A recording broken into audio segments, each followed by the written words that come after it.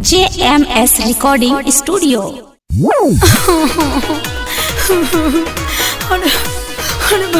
अरे क्या हुआ बच्ची, क्यों रो रही है? का बताई दरोगा जी, हमारे रोजबू मेला में भुलाइल पड़े। अरे अरे कहाँ से भूला गया? जानते हैं दरोगा जी, चाट चौमिन दोनों व्यक्ति खा रहे थे, वहीं पे रोजबू भुला गए हैं। हाँ अच्छा ठीक ठीक है, कोई बात नहीं। ए दरोगा जी तनी जल्दी करी, अनाउंसमेंट करवा दी।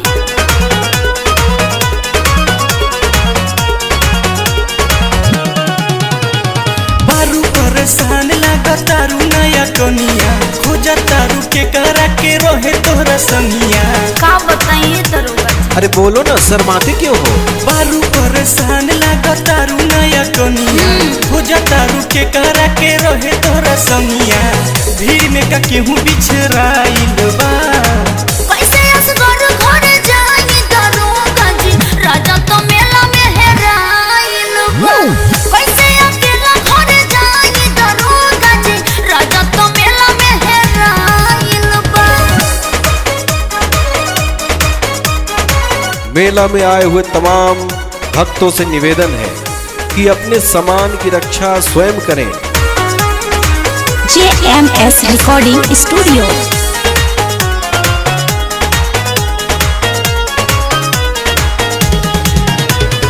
आवत न रहले जबरी, हम उनके ले आइले मैया रानी के शरण में, अपन सैया गवैनी। ए दरोगा जी, आवत न रहले जबरी, हम उनके ले आइले मैया रानी के शरण में, अपन सैया गवैनी। घबरा जानी ऊ मिल जाई, देत बानी एलाउंस करवाई। तनी जल्दी करी। रोआ तारू काहे हो, जा अब चुप हो, हमके बताबो कैसन बारे रंग रूप हो। पास में का उनका मोबाइल बा, ना कैसे असगर घर जाई दरोगा जी, राजा तो मेला में हेराइल बा। कैसे अकेला घर जाई दरोगा जी, राजा तो मेला में हेराइल बा। अभी अभी एक सूचना मिली है कि एक पत्नी ने अपने पति को मेले में खो दिया है। यदि उनके पति इस सूचना को सुन रहे हैं, मेला समिति से तुरंत संपर्क करें। उनकी पत्नी यहाँ इंतजार कर रही है। JMS recording studio. पातर छितर मोर बारे, पिया संतोष ने दर्दी, फिर भइल हमर बुद्धि, मोर मदद रउआ कर दे।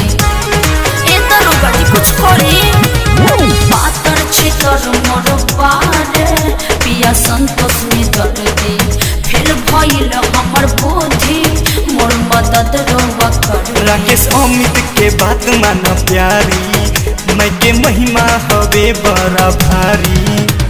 सास ससुर पूछी है तो हम का बताए, उनका बिना क्षण भर रह नहीं पाए। साथ में का और के हुआ ना जी, कैसे असगर घर जाई दरोगा जी, राजा तो मेला में हेराइल बा। कैसे अकेला घर जाई दरोगा जी, राजा तो मेला में हेराइल बा। बारू परेशान लगा तारू नया कनिया, खोजा तारू के करा के रहे तोहरा संगिया। सैया जी भुलाइल बड़े मेला में। अरे घबराओ नहीं, खोज रहे हैं। बारू परेशान लगा तारू नया कनिया, खोजा तारू के करा के रहे तोहरा संगिया। भीड़ में का केहू बिछराइल बा, हाँ, कैसे असगर घर जाई दरोगा जी, राजा तो मेला में हेराइल बा। कैसे अकेला घर जाई दरोगा जी, राजा तो मेला में हेराइल बा।